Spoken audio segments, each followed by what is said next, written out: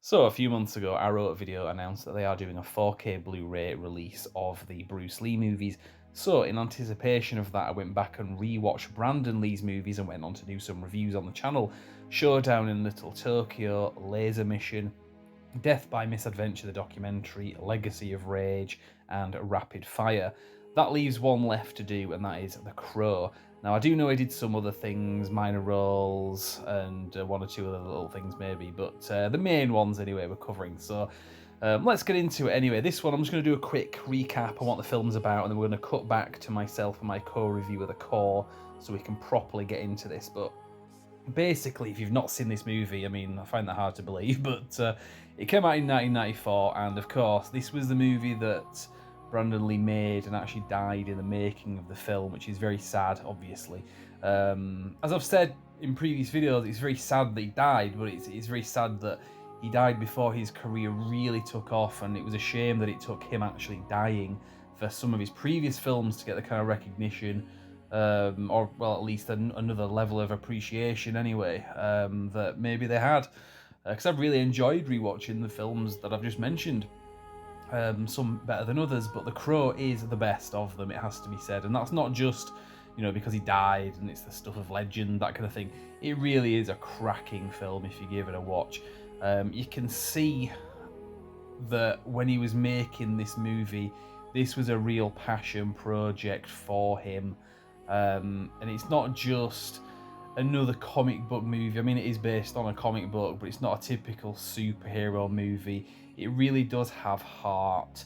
It's about everything. It's about life, death, resurrection, love, revenge. It's all in there, and I think the execution is absolutely spot on. So the movie itself, like I say, was the last one he did. Um, I imagine you're aware of it already, but basically what happened was he was shot. There was a misfire or whatever of a gun on set, and actor Michael Massey, the late Michael Massey, I think he passed away in 2016. He had cancer.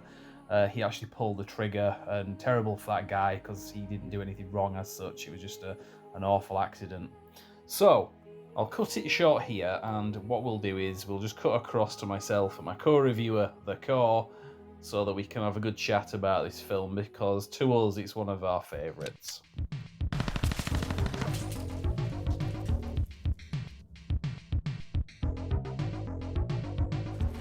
So I was partly thinking maybe we should do this video talking about The Crow for the Halloween special that we do every year because it's going to be the 10th anniversary of the channel this year, and we've got a Halloween special coming up, no doubt, in Yeah, October. we need to start working on that right now.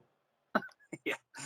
So, but I didn't want to wait because obviously it ties in with the other stuff where we've been talking about Brandon Lee. So yeah, The Crow. So this film was made and released. I don't know if it was released in '93 or '94. I know I saw it in '94 when it came out on video rental. But sorry, Brandon Lee passed away in the March 31st of '93. So we've just gone past the 30th anniversary of his death. So it'll be about the 30th anniversary of this movie at some point soon. Um, Obviously, that is what it is. He died making the film. He was shot during a scene. Can't remember the specifics of it. It wasn't because it was always said somebody put a real bullet in there by accident. I don't think it was quite that, was it? I think it was just some of it didn't quite disintegrate and there was a fragment or something. I mean, I don't know. We could also make a joke about Rust and Baldwin. Yeah, So Alec that's quite Baldwin. topical. Yeah, well, yeah. But yeah. Anyway, like I say, we don't need to talk about death. We talk about the film itself.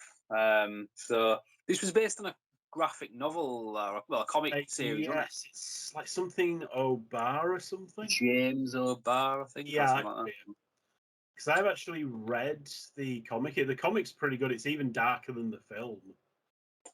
Yeah, I just remember there's one scene where he cuts some guy's feet off with a samurai sword while he's fighting. So he just sweeps the leg basically.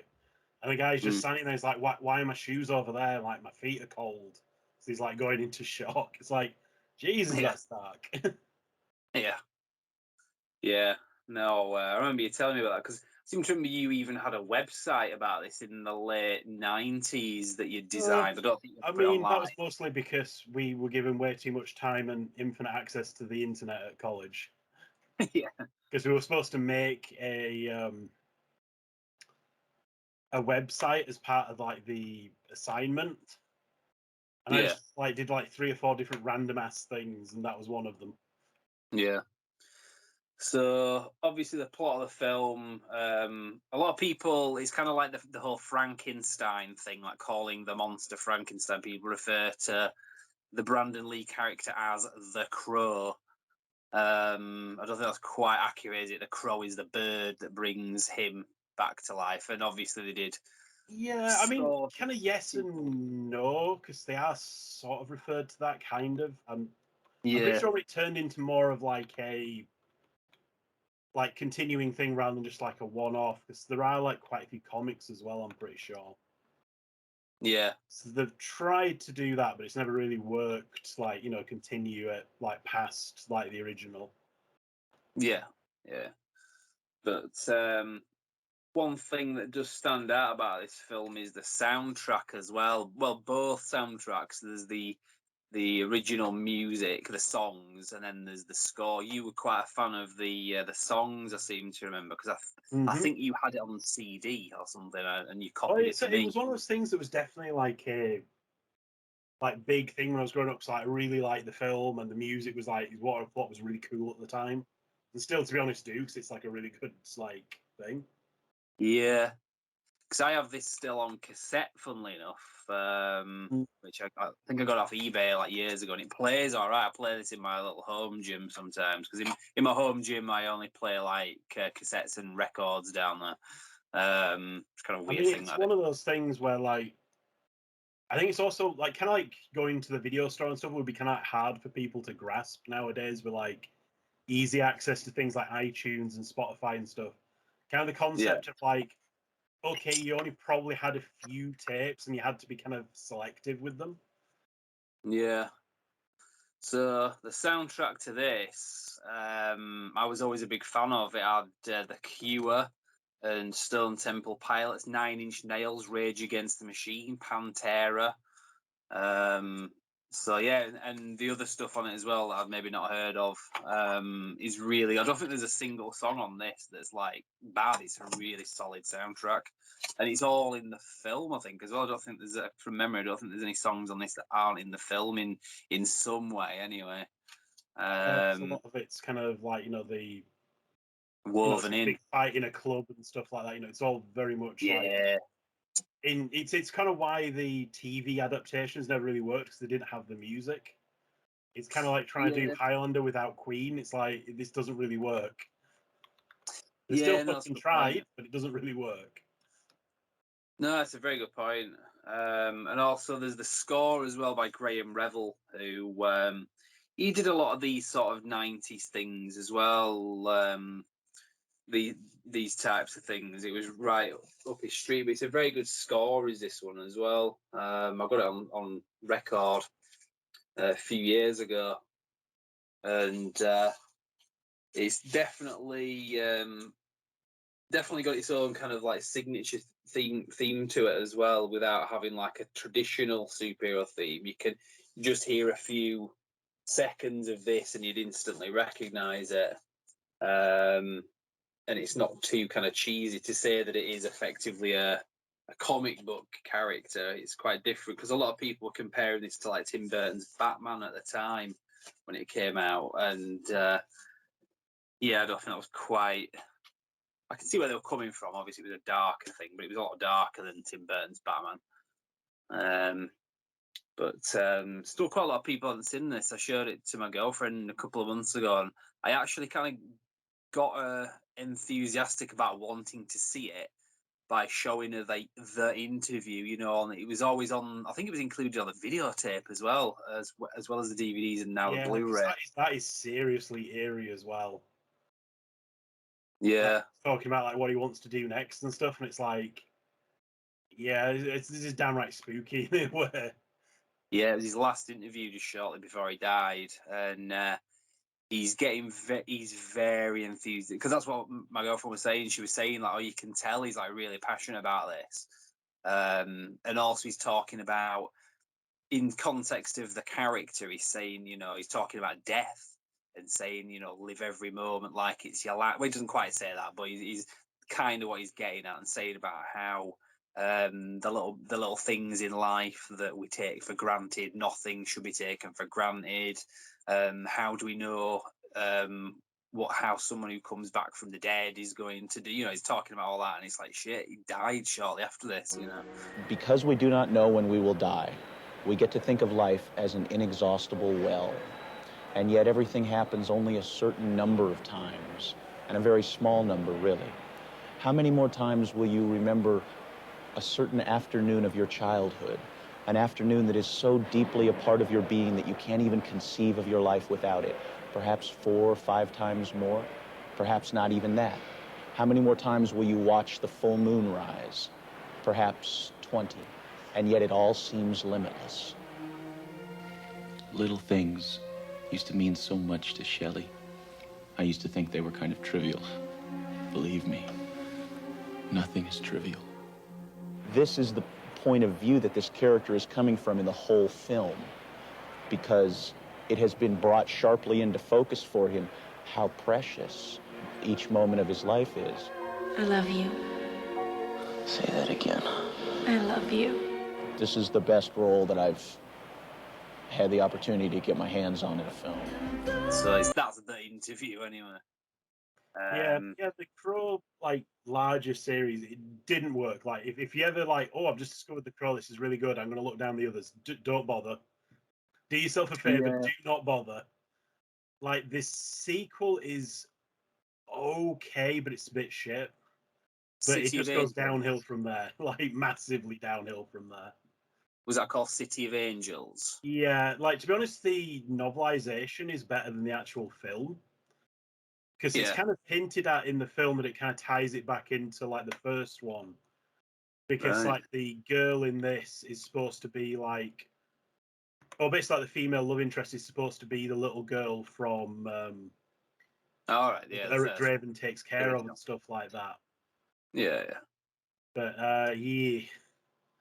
it doesn't really work. And I don't think this film got legendary status because Brandon Lee died. I think it would have still held up, but who's to say? Definitely held up. I think, as twisted as this sounds, it definitely helped it get out there, though. Yeah, I would have said that. Whoa, the ultimate film. This actor give his life making it, sort of thing. That was very much a thing that was going around, so people were aware of it. Yeah, exactly. But obviously the character that he plays in this is very different to any of the characters he'd played previously. Granted, there weren't that many of them, and we've been talking about them on the channel recently, all of his other films. This one was like a massive leap forward for showing his acting abilities, and obviously it's sad that he died, but it's sad that he died before he gave us much in terms of future films and stuff, because kind of being a bit selfish there. But he had a lot of potential. He was very much at the start of his career, he was, Star was just coming into he could have very easily been one of those people that we talk about now, other big action stars that came out of that period. I could definitely see him going that same way, because a lot of his early films do remind me very much of early Van Damme or something, Yeah, but the other thing as well, I think, with him being Bruce Lee's son as well, it kind of adds that mystery to it as well, dying quite young. Similar sort of path, so it was kind of like history repeating in a lot of ways. So I think that kind of tied in with it. But like I say, it was just it was very full of life as well. That's the other thing that you get when you see him in interviews. I was reviewing the Death by Misadventure documentary that covers. It's more Bruce Lee, but towards the end of it covers Brandon Lee as well. And there's interviews, not the interview we were talking about before, but another interview that he had where he was talking about doing The Crow. It was before he started doing production on the film. But again, it was like the way he lit up when he was talking about it. You don't really get that a lot with actors when they're plugging movies. This was like a very personal thing to him. And he had a lot to bring to it, and it showed in the final product in the film, which is in contrast to when you watch movies today. You get some horrible, obnoxious twat like Brie Larson talking about Captain Marvel. She's got a chip on her shoulder about it. It's all about her as an actress, not the character that she's playing. And then the film sucks. One and of the everyone reasons wonders why like why. Henry Cavill is as popular amongst like Yeah, good fanboys example. is because he you get the impression he gives a shit. Like, Yeah, that's a very good example that as well. Yeah, Henry Cavill. Obviously, he's been in a few more things. He's a bit more of a household name, but that's probably where Brandon Lee would have gone. So, yeah, like a lot of actors nowadays like need to learn to keep the fucking mouths shut because they don't do the films they're in any favors. yeah, It's no, like it's very it's sad. shit because you're pretty sure like a lot of it is like, you know, oh, we need you to, you know, say this or do this or ooh, you know, because like we need to market this. And it's like, Yeah, okay, you're not marketing it though. You shouldn't be listening to the twats that are telling you this. So I think yeah, people were exactly. bitching about Samuel L. Jackson saying some cuntish things recently. Yeah, Like, Jesus, like, what is it? Everybody we actually like respect or like has to like say something fucking dumb nowadays. yeah. I think somebody's told him that, and he's probably don't know what he's talking about, rather than really believing it. He was saying about incels criticizing Brie Larson and not liking Captain Marvel. It's like I don't But like yeah, Captain Marvel because it was like it wasn't a bad film, but it was kind of a mediocre film. yeah. And honestly, I like Brie Larson better in stuff like King Kong, where she hadn't opened her mouth and like pissed everybody off by being like very Yeah. big. Or It's 21 like, Jump Street. mm, Yeah, no, well, back on the subject anyway. Sorry, I took us off a bit there. But that's just a bit. yeah. But point is anyway, this is how it's done, having an actor. I mean, they don't have to, be that in depth with the project. I mean, obviously, but it does help when the actor is enthusiastic about it, not just in the interviews and stuff that you don't see in the film, but the actual film itself, because he really brought his A game to this movie, and it shows so many good like one-liners as well in this film. In fact, can you think of any buff ones we could maybe do, or do we only do that for Halloween? I don't know. He's like 48 hours of jizz, all for you, all at once. Then drops drops buff off the rooftop. Drops G's off. Ah, That's not.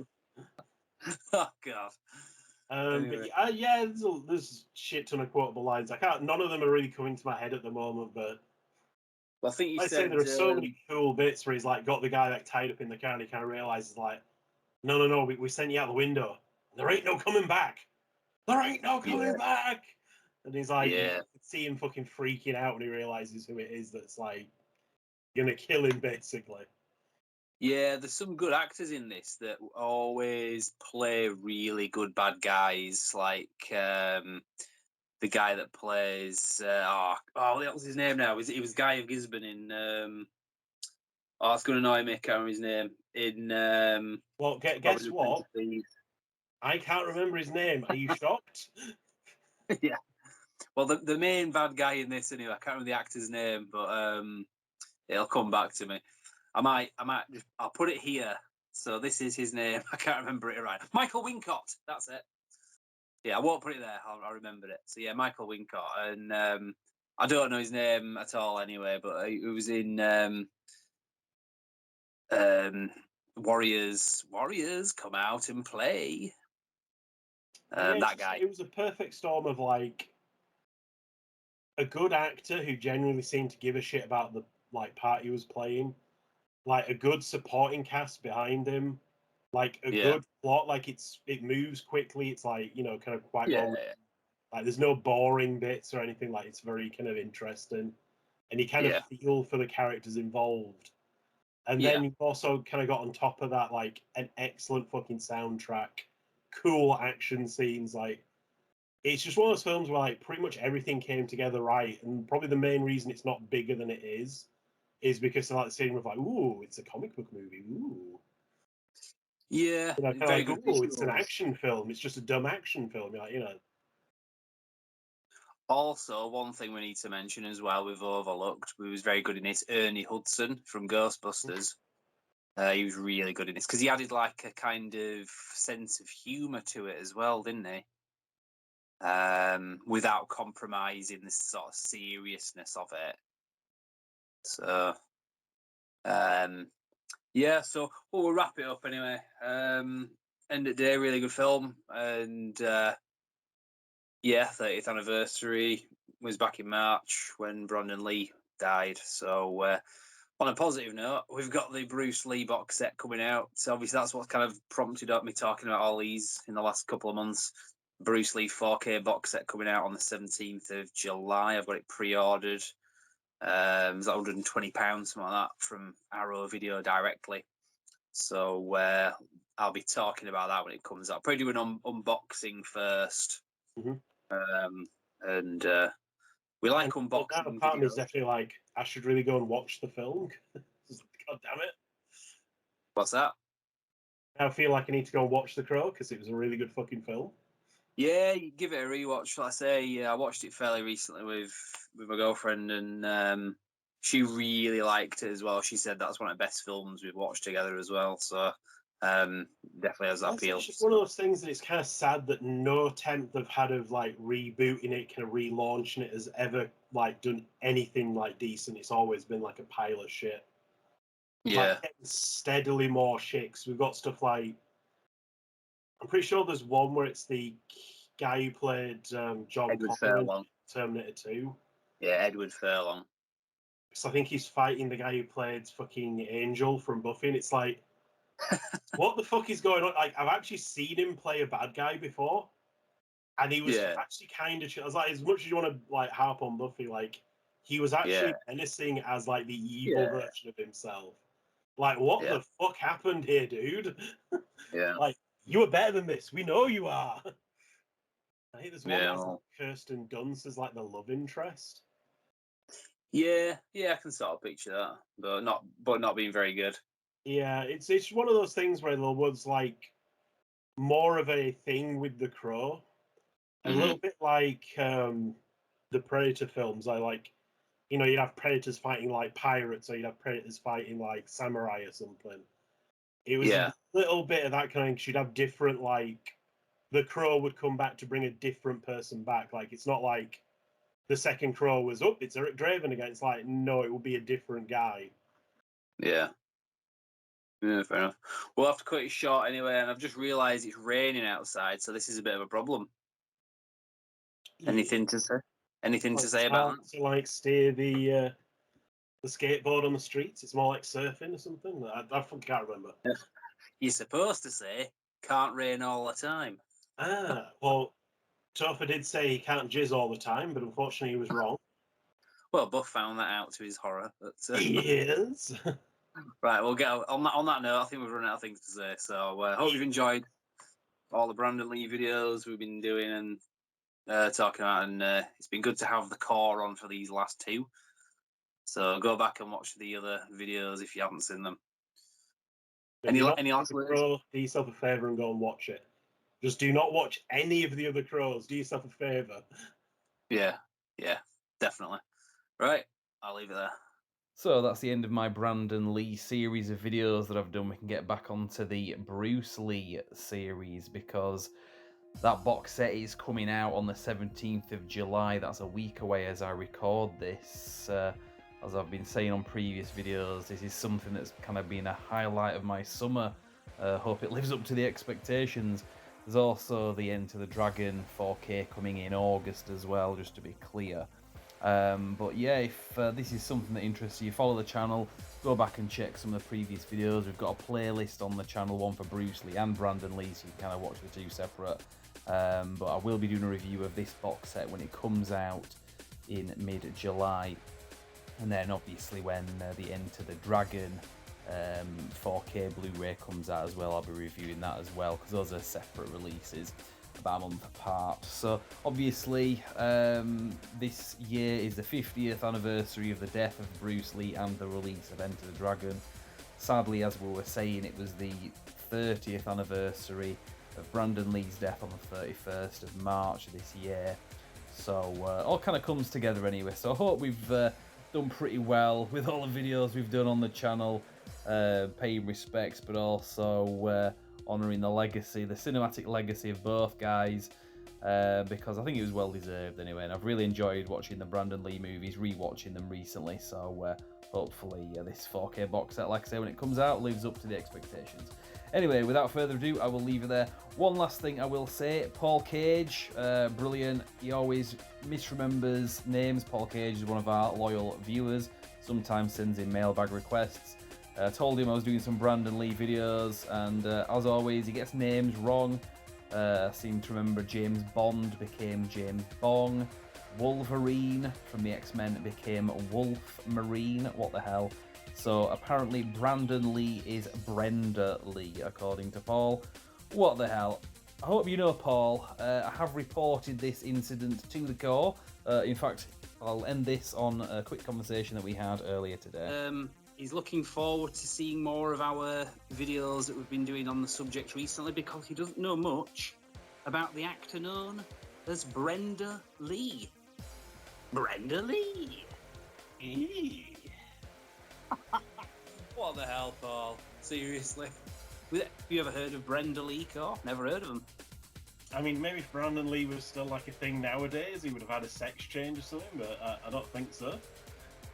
Or maybe it does tie in with your theory in the last video about the clones of Brandon Lee. Maybe it could have had Brandon Bruce Lee 1 and Bruce Lee 2, and this is Brenda Lee. This one went wrong. Yeah, because there was Chuck Lee, wasn't there, in Clones of Bruce Lee? It was like Bruce Lee 1, 2, 3, and then there was Chuck Lee or something. Like, how bad an impersonator do you have to be if you're relegated to being Chuck? Well, yeah.